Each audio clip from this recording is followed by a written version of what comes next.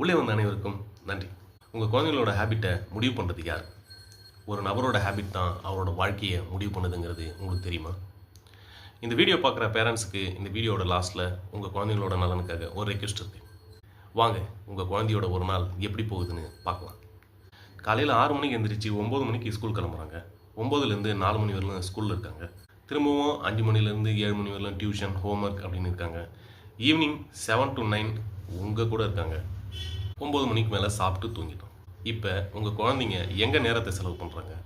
காலையில் வீடு, திரும்ப பள்ளிக்கூடம், திரும்ப டியூஷன், திரும்ப வீடு, இப்படி தான் உங்கள் குழந்தையோட ஒரு நாள் போகுது.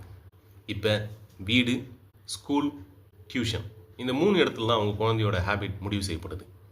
குறிப்பாக ஈவினிங் 7 to 9. இந்த 7 to 9 டைமில் குழந்தைங்க உங்கள் கூட இருக்காங்க.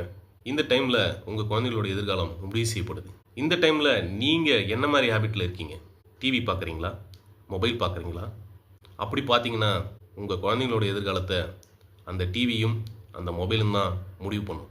உங்களால் உங்கள் குழந்தைகள் ஸ்கூல், டியூஷனில் கற்றுக்கிற ஹேபிட்டை கண்ட்ரோல் பண்ண முடியாது. இப்போ என்ன பண்ணுறது? நான் உங்கள்கிட்ட வைக்கிற ரெக்வெஸ்ட் இது தான்.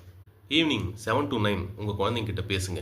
அவங்களோட ஸ்கூலில் என்ன நடந்தது, அவங்க டீச்சர்ஸ் என்ன சொன்னாங்க, அவங்க ஃப்ரெண்ட்ஸ் என்ன சொன்னாங்க, டியூஷனில் ஏதாவது நடந்ததா, அன்எக்ஸ்பெக்டடாக ஏதாவது நடந்ததா அப்படின்னு நீங்கள் அவங்கக்கிட்ட பேசும்போது நிறைய பதில்கள் உங்களுக்கு கிடைக்கும். உங்கள் குழந்தைங்களுக்கு உங்கள் மேலே ஒரு நம்பிக்கை வரும். தான் பாதுகாப்பாக இருக்கிறதா அவங்க நம்புவாங்க.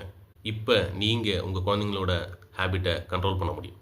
அறம் கொண்ட மனிதர்களின் எண்ணிக்கையை இந்த சமூகத்தில் அதிகரிக்கிறது நம்ம ஒவ்வொருத்தரோட கடமை. அதை நம்மில் தொடங்கி நம் குழந்தைகளுக்கு கடத்துவோம். என்னோடய ரிக்வெஸ்ட் கரெக்டுன்னு நினச்சிங்கன்னா சேனலை சப்ஸ்கிரைப் பண்ணுங்கள். வாழ்த்தணும்னு ஆசைப்பட்டீங்கன்னா லைக் பண்ணி, ஷேர் பண்ணி, கமெண்ட் பாக்ஸில் வாழ்த்துங்க. அறம் உலகை வழி நடத்தட்டும். நன்றி.